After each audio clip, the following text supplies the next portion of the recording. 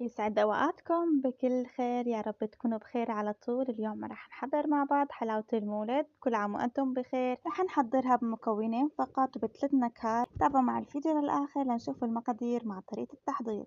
مقلاية رح ضيف فيها كوب سكر 240 ملي.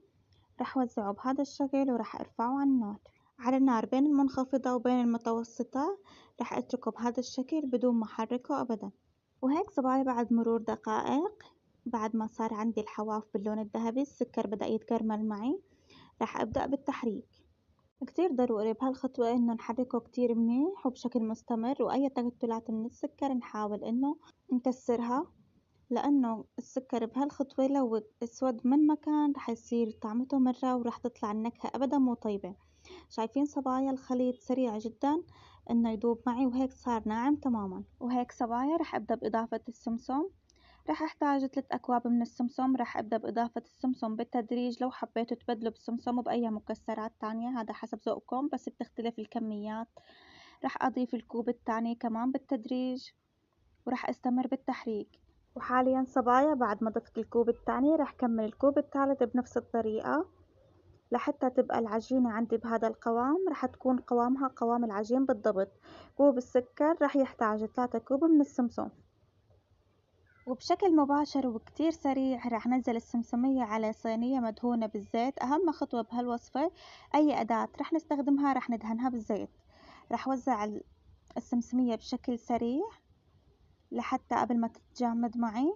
وهيك بعد ما وزعتها كتير منيح رح أبدأ بالتقطيع. بالنسبة لحجم القطعة بيبقى اختياري حسب ذوقكم.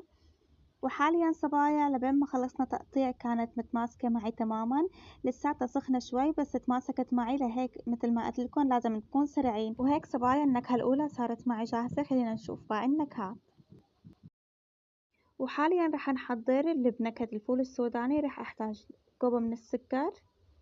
نفس الطريقة رح وزعه بهذا الشكل وارفعه على النار. رح ارفع السكر على نار بين المنخفضة وبين المتوسطة حتى يذوب معي من الحواف، وبنبدأ بالتحريك. رح نتبع نفس الخطوات بالوصفة الأولى. وحاليا صبايا السكر داب معي على الآخر وصار معي كراميل لونه كتير مناسب. حاليا رح أبدأ بإضافة الفستق السوداني بالتدريج. رح أحتاج 3 كوب ونص من الفستق السوداني. مثل ما قلت لكم تقريبا نفس الخطوات، بس بتختلف كمية المكسرات بين نوعية ونوعية، بتختلف الكمية. رح أستمر بنفس الطريقة لحتى أخذ القوام المطلوب. شايفين صبايا هيك القوام كتير مناسب.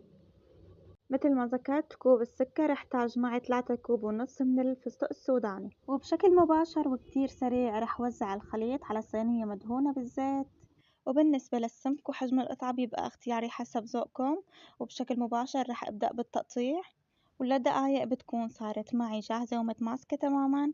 وبشكل مباشر رح نروح نشوف الطريقة الثالثة. خليكم معي لأنه مختلفة شوي.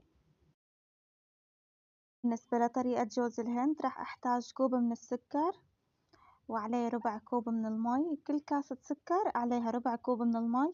رح أرفعهم على النار على نار منخفضة تماما. رح أتركهم لحتى يغلوا بدون تحريك.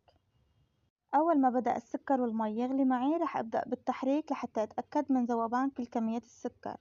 ولما تأكدت من ذوبان كمية السكر رح أضيف عليهم معلقة كبيرة من عصير الليمون.